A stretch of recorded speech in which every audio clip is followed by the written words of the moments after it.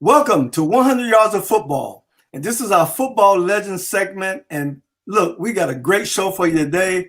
A former teammate of mine, all pro, all world, running back out of Arizona State University, Mr. Gerald Riggs. Gerald, welcome to the show, man.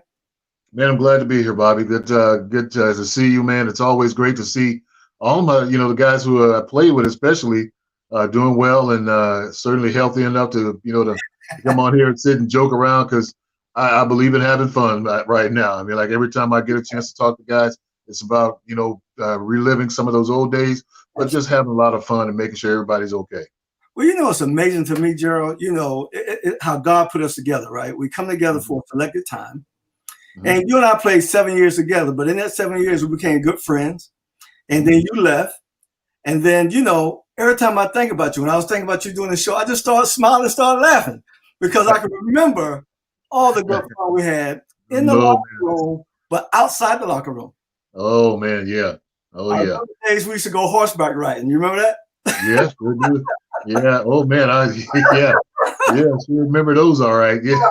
That's a whole other story in itself, y'all. Yeah, it sure is. But listen, Bobby, before you go any further, we actually had a little bit of relationship before we got to the Falcons because we played you guys down there at Florida State. That's right. I remember that. And that was that was a big thing for us for a school and for Arizona State to go way out there to Florida, right? To play you guys out there in Tallahassee and in rain, which we did not see in Arizona, so we didn't know what to do. Well, it rained so I'll never forget. It rained so hard that night, Gerald. I was looking at the stands, and the water was coming down the stairs like it was. It was torrential. It was, I don't know if it was a hurricane or whatnot, but man, I tell you what, we didn't like that at all. I mean, we didn't like that. And I'm still looking for that joker, Ron Simmons, for almost drowning me in that doggone field. Well, I'm gonna tell you, Ron lives right here in Atlanta, man. He lives where he used to live, out there in Marietta. He went to wrestling and all that sort of stuff. He did. Yeah, I'll never forget him getting me on that field and almost drowning me out there. Wouldn't let me up. So those face down in the grass. I got a crazy story from that time. I'll share it with you later. But let's get into it, man. You were born in Tullis, Louisiana? Actually, you know what? I'd almost want to just smack the person whoever did that because it's Tallulah. Tallulah. Okay. It's Tallulah, Louisiana. Oh wow. I'm out of northeast Louisiana, just on this side of Monroe. Oh wow. Okay. So you were born there. So when did you move to Nevada? At a young age. I think my mom picked up and left with us when I was probably 5 or 6. Okay. Out there looking for a better way, better jobs, and all that sort of stuff. So that's awesome, man. Well, listen. So let's get into it, man. Because every week I always like to go back to the beginning, because there are a lot of parents watching this show, hoping that their kids become, what we did, and I had to tell them, I said, look, it's not all about playing football when you're 5, 6, 7 years of age. So I just happen to know your story. When did you start playing football? I actually, Bobby, for really to make a long story short, if you want to do that, want to say that I actually played 1 year of high school football. I played in 9th grade. I was a basketball and track guy, and football came along at the last resort. And I think it was God put me in football because of my attitude, the discipline factor, and a father figure as a coach. Right. So I almost missed my blessing, so to speak, by really being a knucklehead. So we all have been there, and that was the one thing that was that really struck me with the game was the coaches who I had who got me out to play football. They ended up being father figures to me. Absolutely. And I tell you, there's nothing like that. Even when you have father figures at home, they can only do so much for you. But I can tell you that it was the coaches in my life that played a pivotal role in my life, in my direction, in my life. I can't say enough about the father figures that we've had over the years on our journey in the game of football. It's just great. So you played 1 year high school ball. Now, there was some controversy in your high school because you were going to play at Western High. Yep. And then you ended up at Bonanza High. Yeah, yeah. Yeah, Bob, I didn't realize you still remember that story, but yeah, sure did. The Western High School was a high school that everybody wanted to go to. You know, there's just as always when you're in the neighborhood, everybody goes to this one school, and you know, you all the girls were there, all your buddies were there. The team, the football team was an awesome team, and that's all I had my sights set on when I was coming up in high school and stuff. So. I got a chance to play in the ninth grade when I as on a JV team there, and they kind of gave me a little taste of varsity because of my ability. But I was still young. Right. So going into my 10th grade year, I'm thinking, hey, I'm getting ready to kind of catapult into be maybe a future star here. And then in the workings comes Bonanza High School. So Bonanza High School comes along. My 10th grade year, I didn't play football. I concentrated more. I did more basketball and track there at the time. So after my 10th grade year, Bonanza comes along and say, well, there's a new school because of zoning and how the zones were put together for the neighborhoods were concerned. They told me that I had to go to Bonanza, and I mean, I was kicking and screaming. There's no way in the world I'm going to go over there. And if I was going to go, I was going to call as much heck as I could. So I ended up, when my mother wasn't at the time. And my stepfather just come into my life at the time too, and we didn't have the finances to give me a car and all that sort of stuff. So I had to bite the bullet and go on over there. And I go into my 11th grade year, and everybody knew me from track and all that. And I was probably one of the biggest guys in the state running track, and was pretty much win everything. So they were like, well, we need you to come out here and be on our football team. Well, that was great and fine. I said, I'm going to go ahead and play. But I had a coach who was he was to this day, I've never seen a person probably as mean-hearted as he was as a coach, as being a head coach. Totally opposite of what I was looking for at the time. So, but we clashed.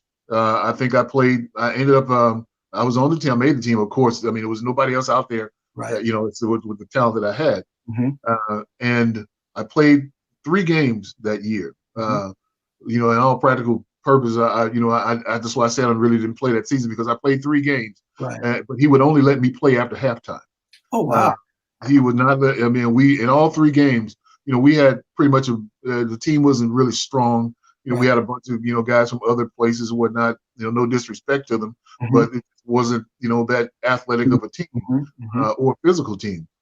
So I was kind of a standout. And all those 3 games that we played at halftime, we would be getting blasted. 20-something to 3, or almost 30 to 7 or something like that or whatnot. But I came in at halftime. We never lost either one of those games. Wow, that's amazing. So it was like I would score 5, 6, 7 touchdowns in the game. And finally we knocked heads so much to the point to where he took my stuff. And, going into that 4th game, I'll never forget, 4th game of the season, and go out to practice, and he had jerked my stuff out my locker and said, and for him to tell me that my attitude wasn't good, or was what he was looking for as far as being on that team. And all the other coaches were like, what do you want him to do? Yeah, you guys locked horns, but it were things that he came after me for. And I still don't understand. I never understood why. So he was just pushing buttons or whatnot. And I was at me being young, and at that time was pretty much a hothead. I could be a hothead. It didn't take much for him to push the wrong button. So that was it for my junior year. But during that off season, during the summertime, and I spoke with the athletic director, and was a woman at the time, and we hit it off really well. The rest of the coaches and we all talked, and they were you have an opportunity here. This is something that could be very special for you to maybe pay for your education or whatever you wanted to do. But I said, okay, fine. I'm going to give it a try. I'm going to go back out. And I had made up in my mind, spoke with my mom, talked to my stepfather at the time, and really made up in my mind to make a change. And to be more coachable, to be to listen more. all those things that we try to instill in some of this generation of kids. Right. So I decided to go back out. Mm-hmm. And Bobby, the same thing happened. He got to pushing those buttons again. The same thing happened the first 3 games of the year. And I was committed to do it. I think that's the first time I really, really understood what commitment was. So I was committed to stay out there, and that's what I did. And finally, after some incidents where with the athletic director and the principal, who found that he was just totally it was off base. Whatever he was doing, the other coaches spoke for me. They came up, said, "Hey, this guy's done everything that he, do." I even stayed one time after practice just to run sprints because I had a headache one time. I used to kind of suffer from mild migraine when I was in school. So I had, I couldn't do this one drill where he has doing, those monkey rolls and stuff that we do. Right. When you got a migraine headache, you can't do that. You can't do that. You get up and you're almost dizzy, and it's like, so one of the coaches pulled me aside and said, "Hey, listen, we're not gonna do that." And he got upset with me for saying that, thinking that I was trying to, get some privileges or something or whatever. And the very same thing happened the next day, going to the 4th game of the year. He pulled my stuff. And by that time, everybody was just a fuming. The athletic director, the principal, the other coaches, being at the games and stuff, and having, the coaches literally arguing about me starting with something. This is not what I signed up for, and it almost made me just leave football alone. Almost did altogether. So talked me into coming back, and that 4th game I'll never forget. We were playing against the defending state champions, and everybody was saying, now I get a chance to start a game. We're going to see if he's for real or he's for Roni. We're going to find out if he was for real. But against the defending state champions, I think at the time I set a state record for touchdowns with 7. I had 9. I had 9 and 2 of them were called back, and the rest was history. That's a heck of a ball game right there. Yeah, so the rest was history, and I went on to, of course, was blessed with a scholarship, an opportunity to carry on my football career at Arizona State. So now, I know everybody was after you. So why just Arizona? Why Arizona State for you?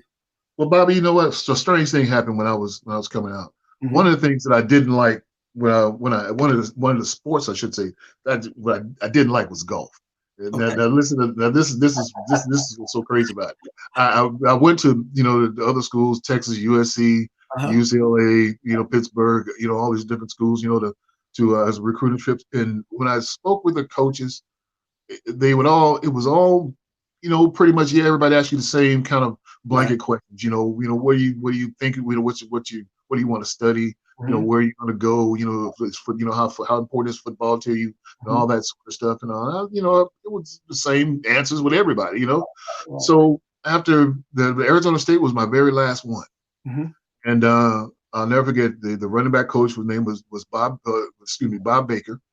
Don Baker was the running backs coach at the time, and he took me, a good friend of yours who you knew, Robert Weathers.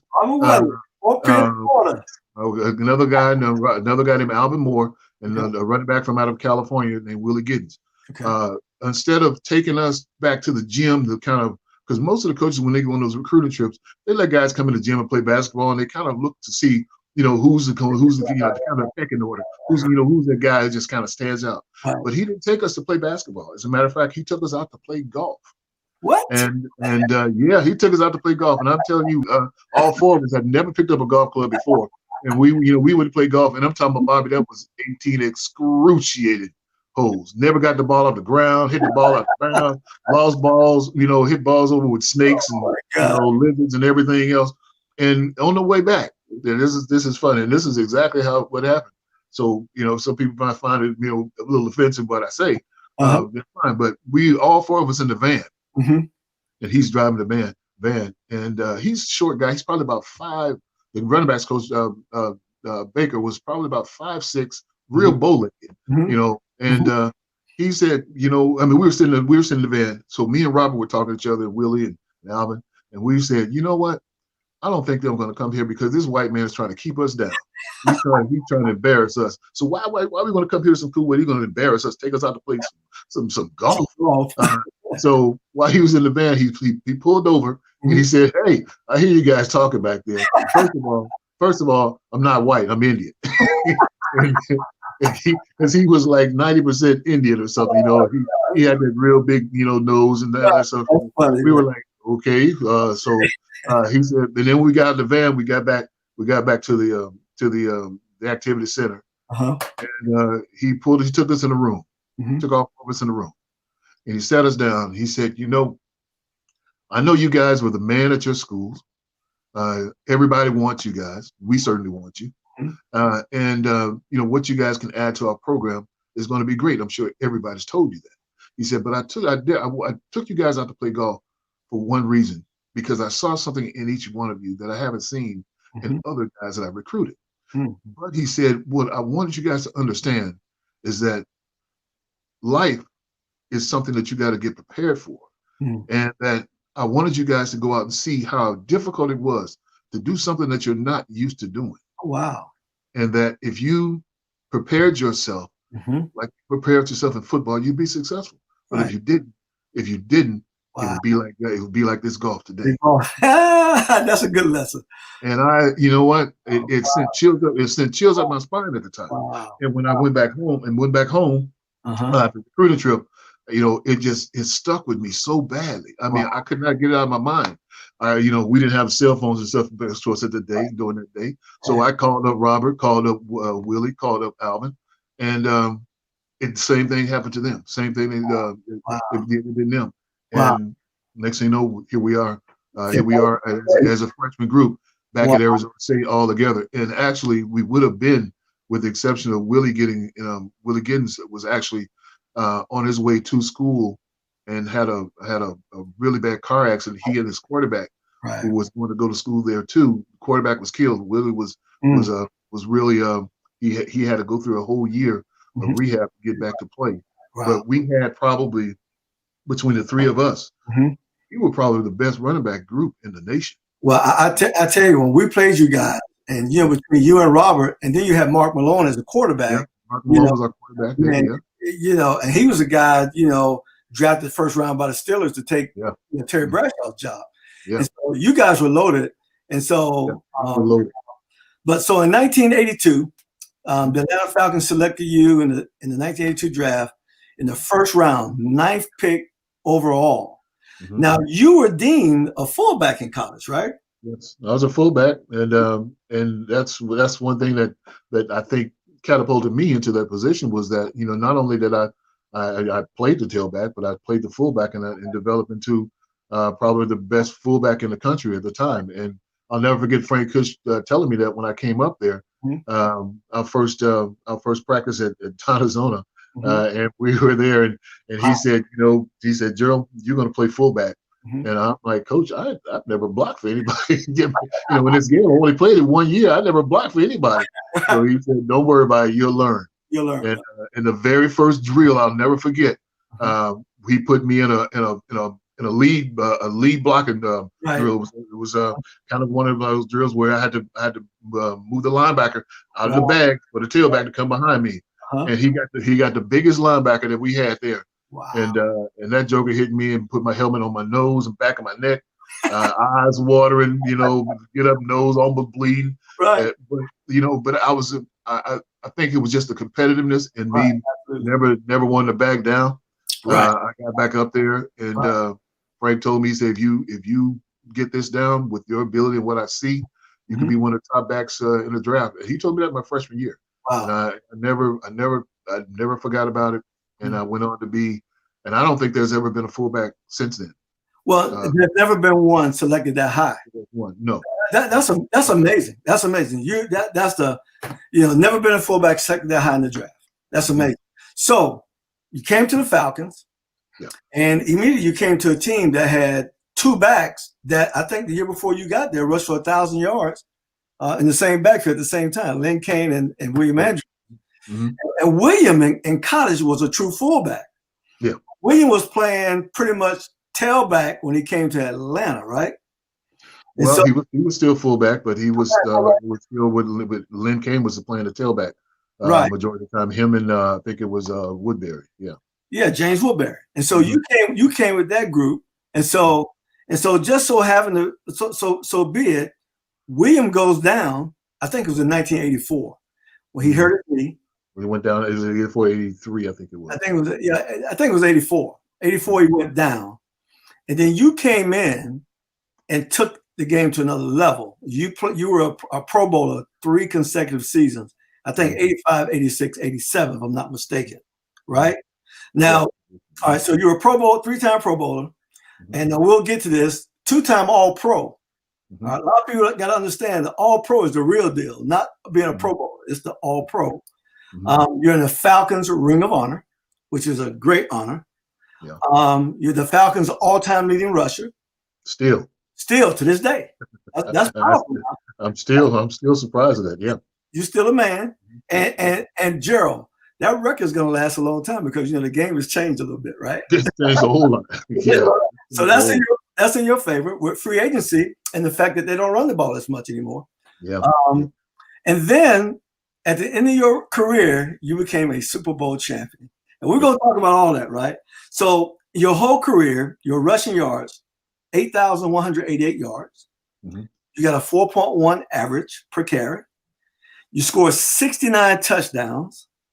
And on the receiving end, you had 201 receptions for another 1,500 yards. That's a pretty good career, man. Yeah, but you know what, though? The bittersweet part about that one, and that as far as that passing thing, they never let me get a passing touchdown. I never had I never caught a touchdown I never caught a pass for a touchdown. I hate that for this. That's one thing because I was always that guy that getting the tough yards. We want to get down whatever, and then they want to bring in the little fast little guys, out there to run.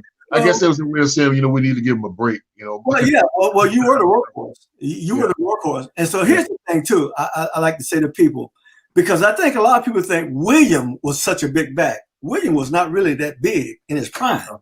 Mm-hmm. How much did you weigh when you were playing for the Falcons? I was probably 235, 240. That's what I thought, 235, 240. And I tell people all the time, I'm glad you were my teammate because I didn't want to run into anybody weighing 235, 240 pounds. That's a lot of man. And the fact that you could run. I mean, you had speed. You're not just a back that was going to just barely get around. If you hit that hole, you were out. I mean, you'll take it the distance. So you had a great career, right? Now, here's what I like. This is a powerful stat right here that you had. You're the only back to rush for over 1,000 yards within a year without a fumble. Still there, huh? Still there. Yeah. I mean, that I prided myself on that. It was something that you go into the game and you know that all eyes are on you, especially in a one-back system. Mm-hmm. There ain't no time to go out there and start messing around or getting intimidated or whatnot. Earl Campbell told me that I was I'm the linebacker with the ball. Exactly. That's basically the way I took it. Well, I tell you what, you ran the ball that way. You were vicious, and I tell you, we were fortunate to get you. And it's amazing. The game of football is full of a lot of ups and downs. Yes, it is. And to lose William, and it was just like the perfect time. You were right there in place to take over, everything. And let me kind of add something to that. Mm-hmm. William was probably the best fullback that I've ever played with. Oh, absolutely. And believe me, the league was on blast as far as that one play that you guys showed me in the touchdown in San Francisco. Right. That was the very first time that we have got in the backfield together. Oh wow, really? One particular play, we went we were a short yard situation, and we had that first week. That week we worked on that, and that was the very first time that we were on the field together at the same time. That's crazy. That's where we were trying to go.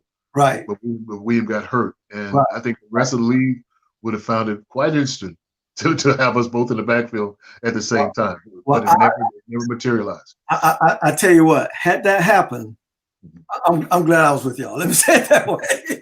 I'm glad. So you played in Atlanta 7 seasons. Yeah. And then I don't know the answer to this, so I'm glad I get a chance to talk about this. In 1989, you were traded. Now, when you were traded to the Redskins in 89, were you up for a new contract? Did you know the Falcons was trying to trade you? What was that all about? Well, wow. First of all, no, I didn't know they were trying to trade me. Mm-hmm. I had some talks with a couple of guys maybe a year before, Mm-hmm. saying that well and this came from other team, Mm-hmm. but going to that year '89, Marion Campbell was there then. That's right. Mm-hmm. And I guess they wanted to kind of bolster the roster. They said we needed to get some other players to try to, kind of as a, in a trade to help either offense or defense, whatever he was going to do. But either way, Bobby, the night before the draft, I'll never forget. I was out with a couple of guys, and we get back in. The next morning we're talking and stuff, and I just gotten up and got up probably 2 picks before the Falcons. Okay. And so I still had never, Mary Campbell never talked to me, never spoke to me about it, and I still respect him. God rest his soul. He was still a heck of a coach. But I'm listening to the the sportscasting, because we didn't have all that stuff, the hoopla like they do now. Right. And they were saying, well, hell, there's a trade in the rumors about for Atlanta. And you're looking to move up and get somebody else or whatever and all this, but they're getting ready to get a trade going, possibly with Washington or whatnot and another team or something. But I was saying to myself, who in the heck are we going to trade? Right. I'm sitting there on the sofa like, wow, who are we going to trade? And back in those days, another dear person with the Falcons, Whitey Zimmerman. Loved Whitey. We all loved Whitey. Great guy. Whitey was the one who was always taking the card up there to the commissioner and stuff. Right. So Whitey's getting ready to go up there and do that. My phone rings, and it's Mary Campbell. He's, I'm like, Coach? He said, Gerald, how you doing? And what is it? Well, Gerald, we're going to trade you to Washington. Wow. And I'm like, wait, what? You're going to trade me to Washington? What's wow. We can't discuss this, or what's this all about?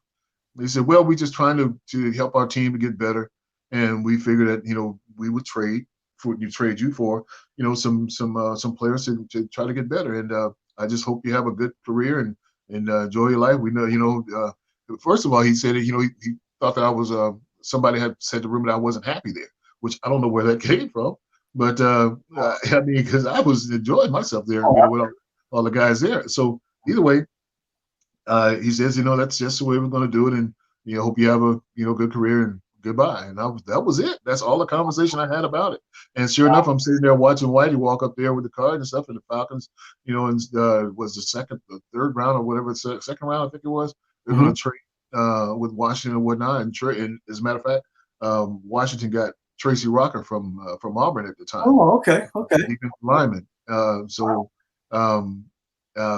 they traded me, and that was it. And I was on a plane to DC the next day. I've never known that until this day. It's bittersweet, kind of. It's bittersweet because I didn't see that coming. Right. I didn't. Certainly, I wanted to finish my career there in Atlanta. Oh, absolutely. But I tell you what, either way, I got a chance to do the ultimate. Yeah, either way, it turned out good in your favor, right? God is good. That's God is good all the time. So you go to Redskins. So in 1991, you're the only player to rush for 11 TDs in fewer than 80 attempts in a single season. Wow. So, yeah. I didn't realize that one. Yeah, that's an amazing all in itself right there. And so, and in the playoffs that year, y'all won the Super Bowl. You rushed for 4 TDs in the playoffs. All right. 2 playoff games. The first 2 playoff games, you were for 4 TDs.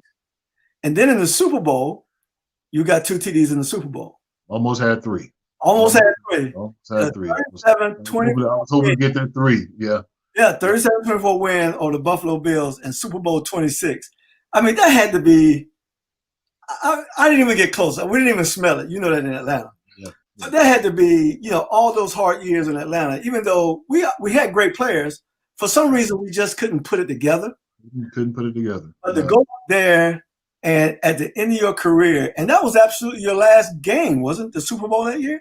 Unfortunately, it was. I was still in camp. I was still in camp. Going to the following season. But they were in the youth movement at the time, and that's a whole other story in itself. Right. Well, I'll tell you what, the Redskins haven't been back since then.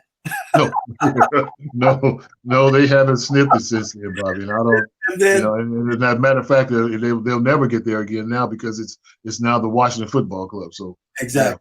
So that is true. So man, that's so good, man. So that was a great way to finish your career, even though, it's kind of hard at the end for a lot of us. I know with me, back in the back of my mind, I knew, Gerald, that I was done, but I still wanted to be there. It's nothing like being in the locker room, man. It's nothing like being around the guys all the time, man. Nothing like it. That feeling, you just can't explain that away. And it really has nothing to do with the money, because when we started playing, we didn't make no money. Right? My godfather, we had to strike to even get money. So my godfather in 1981, I was a first round pick, and I was the money guy. My godfather made more money than me my rookie year. Cutting grass. And planting trees. so people don't they think that it's always been that way, but it's no, it hasn't. It was a difficult time, and it really, it really goes to what these guys are doing now, and what the times are now. It lets you know that get as much as you can. Right, exactly. Because it's short. It doesn't last long. It doesn't last for long. So it was a whole different time, man. You're right. So you got two sons, Gerald Riggs Jr., Lil G, right, who played tailback at Tennessee. Yes. And played at Willard High School here in Atlanta. Yeah, he started at Willard. That's where he started football at. Yep. And then he went to Tennessee, had a great career at Tennessee, and played for the Miami Dolphins, and also had a great career up in Canada, Canadian football. Yeah, he had a better career in Canada. He had a chance to play much in the NFL. Right. And actually, he was in the NFL Europe too. Right. And then you have another son, Cody Riggs. Yes. Who was a cornerback for the Tennessee Titans. Yeah, he was. He played for the Titans for about 3 years, and then he went to Tampa for a short time. But then he decided to go ahead and let it go once they didn't make any moves to bring him in, and didn't get much interest outside of that. But they both did well. Right. I'm very proud of them. Well, I know you're proud of them. We're proud of them because when it's your kid, it's my kid, and my kid is your kid. And, I watch your boys and stuff do what they did. Exactly. So it's got. I'm still upset with Bryce for winning that star, but I get over it. I can't. Man, I can't stand them Cowboys, Bobby. Can't stand them. Well, look, thank you for being on the show today, man. I really appreciate it. But real quick, let the people know what you're doing now. Bobby, I'm kind of semi-retired now. Yes. I actually, this year, and with everything that's going on with the COVID stuff and all that, I'm not going to be moving on too much until this stuff is over. Come back as some things that I want to do and come back and do. Heck, I might even start back doing some broadcasting and stuff too. But cool. With all what's going on right now, I'm just sitting still and letting this stuff get by because it's just too much. It's too crazy. Right. And we are this country is just right now in such a state of, just disarray right now. It's pathetic. It's really pathetic. And, with all that's happening, I keep telling, people all the time, until they put God back in it, then nothing's going to change. That's right. We're taking God out of so much right now. We've got people going against one another. People don't understand the first commandment of God is love. Until we understand that and get that back into people's minds and hearts, right. We're gonna be in a tizzy for a while. Well, I tell you, that's the one thing we understand. Being teammates is what brotherhood is about, what harmony is all about, and what true love is all about. Yeah, people of different faith, people of different races, but we come together collectively, and we truly love one another. There's nothing like that. We share it in something that very few people can do. Absolutely. But at the same time, I think that when people look at and see that, sometimes the model, it can be used as a model. Absolutely. because we always say football is a microcosm of life. Yes, it really is. Yes, it is. Well, look, that's our show today. Ladies and gentlemen, if you like the video, comment, share it. This is 100 Yards of Football and our legend segment. Gerald, thank you so much again for coming on the show, brother. I love you, man. And love you too, brother. Tell that bride of yours hello and the rest of you and your boys and stuff too, okay? I will. You do the same. God bless you. All right. God bless you.